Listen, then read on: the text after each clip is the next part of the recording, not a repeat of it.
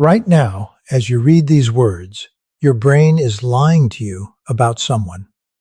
Think of that person, the one who occupies the most space in your mind, the one you've made excuses for in the last 48 hours, the one whose text message determines whether you have a good day or a miserable one. I want you to look closely at your mental image of them. If you were like 99% of the population, you aren't actually looking at a real human being. You are looking at an avatar, a highly customized, polished, flawless piece of mental software that you designed in the laboratory of your own loneliness and pasted over a deeply flawed, highly unpredictable stranger. We call this romanticizing, but in behavioral science, we call it a tactical vulnerability. When you romanticize someone, you don't just see them in a positive light. You actively perform a chemical lobotomy on yourself. You shut down the prefrontal cortex, the part of your brain responsible for threat detection, risk assessment, and reading baseline human behavior. You choose to walk into a dark room with a predator or a master manipulator and hand them the map to your deepest insecurities, begging them not to use it. But they always do. In this video, we are going to perform a cold, clinical autopsy on your relationships. I am going to show you the exact psychological mechanisms that force you to overlook the warning signs, the micro-expressions, and the behavioral leaks that your gut desperately tried to warn you about. We will dissect why your brain is addicted to potential rather than reality, and how master manipulators use your own romantic imagination to control your behavior without you ever realizing it. If you exit this video right now, you will continue to operate in a state of hyper-vulnerability. You will keep choosing the wrong partners, accepting subpar treatment, and wondering why you feel hollowed out by the people who claimed to love you. But if you stay with me until the very end of this breakdown, I will teach you how to switch off the projection screen. I will show you how to read people with absolute military-grade precision, see them for who they actually are, and regain complete control of your emotional sovereignty. Let's begin. Most people believe that the most dangerous weapon in human interaction is deception. They think the liar, the manipulator, or the narcissist is the one who destroys them. They are wrong. The most dangerous weapon in the room is your own imagination. The liar doesn't have to build a grand illusion to trap you. They only have to give you a couple of raw materials, and your romantic mind will build the prison for them. Think about the last time you met someone and felt that intense, lightning strike connection. You call it chemistry. You call it destiny. In behavioral analysis, we look at that and see a massive spike in dopamine and cortisol clouding your judgment. You instantly started filling in the blanks. If they were quiet, you decided they were deep. If they were inconsistent, you decided they were mysterious. If they were emotionally distant, you decided they just needed to be saved. You stopped observing. You started projecting. Every single human being on this planet has a baseline. A baseline is the average of how they behave when they aren't trying to impress you. It is the way they treat the waiter, how they handle a minor inconvenience, the subtle micro shifts in their facial muscles when they think no one is watching, and the small telltale delays in their response times when asked a direct question. But when you romanticize someone, you don't look at their baseline, you look at their peak. You take their best day, their sweetest text, or the 1 hour of deep conversation you shared at 2 a.m., and you declare that peak to be their true self. You treat their normal, everyday, toxic baseline as an accident or a rough patch. You are ignoring the physical data in front of your eyes in favor of a fantasy. It is the equivalent of looking at a broken car that only starts once every 3 weeks and saying, well, deep down, it's a Ferrari. No, it isn't. It is a broken machine. And by ignoring the reality of that machine, you are guaranteeing that you will be stranded on the side of the road. Why do we do this? It's simple. We are terrified of the truth. To see people as they actually are requires us to accept a brutal reality that some people do not care about us, that some people are incapable of meeting our emotional needs, that some people are actively using us for attention, validation, or resources. To avoid that pain, your brain enters a state of deep cognitive bias. You start translating red flags into green ones. When they disappear for 12 hours and give a vague excuse, your romantic mind says, they're just so busy with their goals. When they make subtle, passive-aggressive digs at your self-esteem, your mind says, they're just blunt and honest. When they refuse to commit, you tell yourself, they're just healing from their past. You are literally translating their lack of respect into a tragedy that you need to cure. You have turned yourself from a partner into an unpaid therapist. And in doing so, you have handed them a blank check to treat you however they want, because they know your romantic imagination will clean up their mess every single time. The day you stop romanticizing people is painful. I will not lie to you. It feels cold. It feels like a sudden drop in temperature. It is the moment the projector lens in your mind cracks, the screen goes dark, and the house lights turn on. Suddenly, you see the person sitting across from you without the flattering filter. You see the lazy posture of their character. You hear the emptiness in their promises. You notice that their words and their actions are running in two completely opposite directions. This is the birth of true psychological strength. When you stop romanticizing, you stop asking, why did they do this to me? And you start asking, what is this person's behavior telling me about their character? You stop trying to read their mind, and you start reading their track record. You realize that closure doesn't come from a final conversation where they finally admit they hurt you. Closure comes when you look at their repetitive behavioral patterns and say, I have enough data. I don't need to see any more. When you look at the world with clean, unromanticized vision, you do not become a cynic. You do not stop loving people. In fact, the opposite happens. You finally become capable of real, authentic love. Because as long as you are romanticizing someone, you are not loving them. You are loving your projection of them. You are holding them hostage to an impossible standard, and you are hurting yourself trying to force them to fit it. When you strip away the fantasy, you give yourself the ultimate superpower, immunity to manipulation. No one can trick you with sweet words when you are locked onto their microactions. No one can gaslight you when you trust your objective behavioral logs over their emotional promises. Stop painting masterpieces over people who are showing you exactly who they are in black and white. Put down the brush, turn off the projector, look at the data, and save your love for the people who deserve to be seen in the harsh, honest light of reality. Let us dissect the precise mechanics of how the brain constructs this avatar.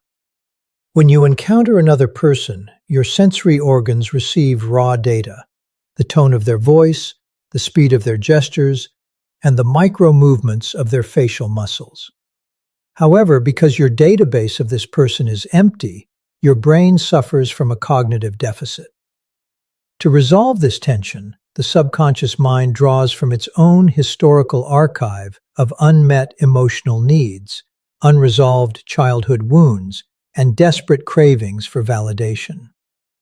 You do not see the person in front of you, you see a customized solution to your deepest psychological voids. If you have an unhealed wound of abandonment, you will instantly project reliability onto someone who is merely emotionally unavailable but physically present. If you have a deep-seated need to feel significant, you will translate their casual, low-effort charm into an exclusive, soul-deep connection. This is the psychological birth of the avatar, a flawless, highly functional piece of mental software that you paint over a deeply flawed and unpredictable stranger. This projection functions as a self-imposed sensory filter. From the moment the avatar is activated, your analytical brain is effectively offline. Your threat assessment systems are suppressed. When this person exhibits a behavioral leak, perhaps a micro expression of contempt, a sudden shift in eye contact baseline, or a verbal pattern of subtle minimization, your brain is fully capable of registering it physically. Your stomach tightens. Your heart rate spikes slightly. But the avatar acts as an emotional firewall. Your cognitive centers instantly intercept these physical threat signals and rewrite them. The contempt is relabeled as intellectual confidence. The emotional distance is relabeled as introspection. You begin to perform highly complex, exhausting cognitive acrobatics to defend the projection, essentially serving as an unretained defense attorney for someone who is actively exploiting your boundaries. The profound danger of this dynamic is that the avatar is a parasitic structure. It feeds on your energy, your self-esteem, and your psychological sovereignty. Because the real human being cannot possibly maintain the standard of the perfection you have projected onto them, their actual baseline behavior will constantly rupture the illusion. Every time they ignore a text, show a lack of empathy, or behave with cold indifference, the projection cracks. But instead of letting the screen shatter and observing the reality of who they are, your brain panics. The thought of losing the avatar is terrifying because it means confronting the raw, unhealed voids that allowed you to create the projection in the first place. Consequently, you redouble your efforts. You make greater excuses, you tolerate worse treatment, and you invest more emotional capital into maintaining a fantasy. You become addicted to the potential of who they could be, or rather, who you decided they were in the first 10 minutes of meeting them, while completely ignoring the daily empirical data of who they actually are. The entire relationship transforms into a desperate losing campaign to force a real, highly complex, and potentially toxic individual back into the psychological prison of your idealization. When you romanticize someone, you do not simply make an innocent mistaken judgment. You initiate a biological blockade within your own neural pathways. The brain, under the influence of romanticized projection, experiences a drastic reduction in metabolic activity within the prefrontal cortex, the very region responsible for critical assessment, logic, and survival-based threat detection. Essentially, the neural networks that would normally sound the alarm when encountering a threat are forcibly taken offline. You are left hyper-perceptive to superficial social cues, but completely blind to structural behavioral anomalies. In this state of neurological compromise, you are exposed to a constant stream of raw, objective behavioral data that your conscious mind systematically filters out. The human body cannot fully mask deceit, contempt, or emotional manipulation. These internal states inevitably bleed out through microexpressions, subtle voice tonality shifts, and physical inconsistencies. A microscopic tightening of the jaw, a brief micro-expression of disgust lasting only a fraction of a second, or a subtle asymmetry in a smile are all high-fidelity behavioral leaks that your sensory organs register perfectly. Under normal circumstances, your instinctual threat detection system would flag these micro-behaviors as anomalies, triggering a physiological response of suspicion or caution. However, the romanticized mind performs an immediate cognitive override. When the person you are idealizing displays a micro-expression of contempt or dismisses your presence with a subtle roll of the eyes that occurs too quickly for casual observation, your brain intercepts the raw data. Instead of processing it as an indicator of hostility, the brain rewrites the script. It forces a narrative of exhaustion, stress, or a simple misunderstanding. You actively train yourself to ignore the natural baseline shifts that occur when their words diverge from their physiological reality. When they tell you they care, but their body language remains closed, their pupils constricted, and their shoulder orientation turned completely away from you, your critical thinking centers are too suppressed to point out the blatant structural lie. You become a passive spectator to your own exploitation, consciously choosing the comfort of the fabricated narrative over the threatening reality of the physical evidence. This suppression of critical intelligence creates a profound blind spot that is easily weaponized by individuals who thrive on manipulation.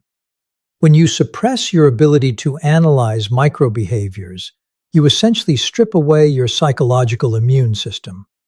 You lose the capacity to detect the quiet, calculated shifts in power that occur in everyday interactions. You fail to notice when a partner's vocal frequency rises slightly during a deceptive statement, or when their blinking rate spikes immediately after a boundary is crossed. These are not merely insignificant quirks, they are the physical receipts of psychological dishonesty. By choosing to romanticize the individual, you actively collude in your own deception, transforming what should be an objective behavioral analysis into an emotional rescue mission. You begin to interpret their toxic microbehaviors as challenges to be solved rather than warnings to run. The longer this cognitive suppression continues, the deeper the neural pathways of denial are carved, making it increasingly difficult to trust your own senses. You remain trapped in a feedback loop of selective perception, desperately looking for evidence of the avatar while ignoring the mountain of empirical physical data that points directly to the threat standing right in front of you. In the realm of financial markets, speculation is the act of conducting a transaction with a high risk of failure in the hope of significant future gain. When applied to human relationships, emotional speculation is one of the most destructive behavioral patterns an individual can exhibit. You look at a person not for who they are in the present moment, but for who you believe they have the potential to become. You treat them like an emotional investment property, buying into their undervalued stock with the delusion that your love, your patience, and your constant, boundary-sacrificing labor will eventually force them to appreciate in value. This is a profound cognitive error.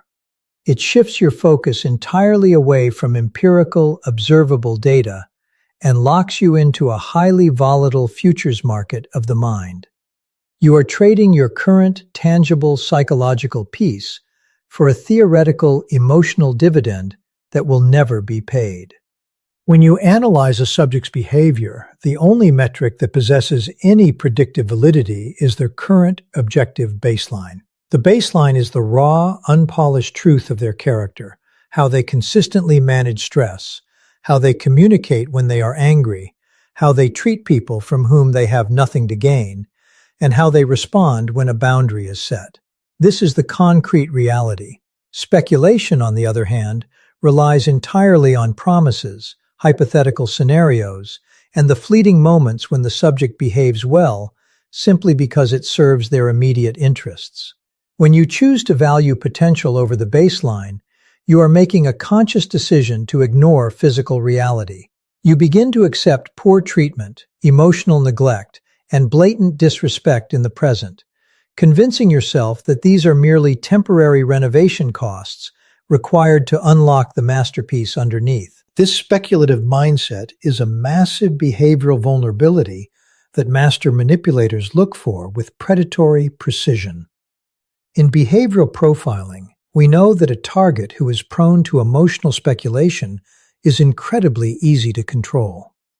The manipulator does not need to actually change or improve their behavior. They only need to feed your speculation. They do this by offering tiny, intermittent crumbs of potential. They will drop a single self-aware comment like, "I know I have issues and I want to change for you." Or they will perform a solitary act of thoughtfulness after weeks of cold distance. To a healthy observer, this is minor, inconsistent data. But to an emotional speculator, this is a massive signal to buy back into the stock. You immediately use these crumbs to validate your entire investment, ignoring the fact that their daily baseline remains completely toxic. The manipulator recognizes that as long as they can keep you focused on the imaginary future version of themselves, You will never hold them accountable for the destructive version standing in front of you today. By constantly projecting this future value onto them, you slowly erode your own psychological baseline. Your boundary systems become entirely fluid, shifting and collapsing to accommodate their continuous failures. You begin to suffer from the sunk cost fallacy. Because you have already invested so much time, emotional labor, and suffering into this person, the psychological cost of admitting that they will never change becomes too high to bear. To walk away would mean admitting that the property is worthless, that you spent years investing in a fantasy. To protect your ego from that devastating realization, you choose to invest even more, becoming an active participant in your own psychological imprisonment, while the manipulator continues to exploit your resources, secure in the knowledge that your hope is a lock that keeps you permanently bound to their control. To reclaim your analytical power, you must undergo a profound shift in consciousness, transitioning from an emotional participant to a clinical behavioral observer. This process requires you to view human behavior not through the lens of moral judgment or emotional yearning, but as raw, physical telemetry. When you strip away the romantic filter, you begin to treat every word, every gesture, and every delay in communication as a data point in a cold laboratory. You stop asking why someone treated you poorly or what you did to deserve their indifference. Instead, you observe the interaction as a simple stimulus and response equation. If you present a boundary, the stimulus, and the subject responds with passive-aggressive withdrawal or a sudden shift in baseline defense mechanisms, the response, you record this with the same detachment a chemist uses to observe a compound turning blue in a test tube. There is no anger, no heartbreak, and no disappointment. There is only the collection of empirical evidence. This clinical detachment is not a form of emotional numbness. It is the ultimate act of self-preservation and the reclamation of your psychological sovereignty. The moment you adopt this analytical framework, the power dynamic in the relationship shifts instantly and permanently. A manipulator's entire strategy relies on your willingness to fill in their blanks with positive intent. They count on your emotional desperation to smooth over their inconsistencies and write scripts for them that they never agreed to perform. When you look at them with absolute clinical objectivity, you deny them the psychological cover they need to operate. You notice the precise second their vocal pitch shifts when they are cornered. You observe the deliberate microsecond delay before they manufacture an empathetic response to your distress. You catalog the discrepancy between their loud public declarations of loyalty and their quiet, private acts of neglect. Because you are no longer investing your own emotional capital into defending their character, you see their tactics with terrifying clarity. They suddenly appear small, highly predictable, and incredibly easy to read. They realize, through an instinctual shift in your body language and eye contact, that their psychological lockpicks no longer work on your mind. This objective sight transforms your personal agency from a theoretical concept into an impenetrable shield. In behavioral science, we know that the individual who has the most control over their own focus and perception is the one who holds the true leverage in any room. By refusing to romanticize the subject, you refuse to grant them the authority to define your worth, your reality, or your sanity. You stop looking to them for confirmation of your value because you are too busy cataloging the structural integrity of their behavior. If their actions are consistently low value, inconsistent, and manipulative, you do not double down on your efforts to fix them. You simply update your internal risk assessment model and adjust your physical distance accordingly. You no longer need them to confess to their manipulation to feel validated in walking away. The data itself is the verdict. You reclaim the absolute right to govern your own emotional and psychological resources, treating your attention and presence as high-value assets that require a strict, verifiable track record of safety and respect before they can ever be accessed again. There is a pervasive, highly destructive myth in our culture that clinical objectivity is synonymous with coldness, and that to strip away the romanticized projection of a person is to render yourself sterile, unfeeling, and incapable of deep human connection. This is a profound misinterpretation of behavioral reality. In truth, romanticizing someone is not an act of love, it is an act of possession. When you romanticize a person, you are refusing to allow them to exist as they actually are. You are forcing them to wear the heavy, claustrophobic mask of your own expectations, demanding that they perform a script they never auditioned for, simply so you can avoid facing your own internal voids. To love someone under the influence of projection is to love an illusion, and that is a deeply selfish endeavor. True connection, the kind that actually survives the harsh friction of reality, can only begin in the absolute absence of fantasy. It is the moment you put down the projection screen, look at the flawed, complex, and unpredictable human being standing in front of you, and choose to see them clearly without needing to edit or sanitize their baseline character. When you transition from fantasy to reality, you transition from a state of hyper-vulnerability to a state of absolute psychological safety.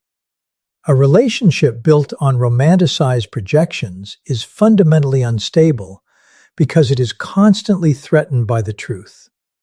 You live in a state of perpetual low-grade anxiety, always waiting for the other shoe to drop, always performing mental gymnastics to explain away the inevitable cracks in the illusion. But when you look at someone with unblinking objective clarity, the anxiety vanishes. You know exactly who they are. You know their baseline, you know their limitations, you know their behavioral leaks, and you know their structural flaws. You are no longer gambling with your emotional capital. Because you see them clearly, you can make a highly conscious, deliberate decision about how close to allow them to your core. You stop expecting a cactus to bear apples, and as a result, you stop getting pricked every time you reach out for nourishment. You allow them to be exactly what they are, and you adjust your boundaries accordingly, creating a relational space that is governed by realistic data rather than desperate hope. This clean, unromanticized vision is the ultimate foundation of genuine intimacy. When you no longer need someone to be your savior, your therapist, or the cure to your childhood wounds, you are finally freed to appreciate them for their actual, unique humanity. You stop judging their imperfections as personal betrayals of the fantasy you created. Instead, you see those imperfections as the natural, organic contours of a real human being navigating a complex world. You do not love them because they are flawless. You love them because you have looked at their flaws, assessed the risk with a clear, sober mind, and decided that their authentic baseline is something you respect and want in your life. This is not a cold existence. It is the only way to experience a relationship that is clean, stable, and completely free from the toxic cycles of idealization and devaluation. By choosing reality over romance, you protect your own psychological sovereignty while offering the other person the rarest gift in human interaction, the experience of being seen, known, and evaluated for who they actually are, rather than who they are expected to be.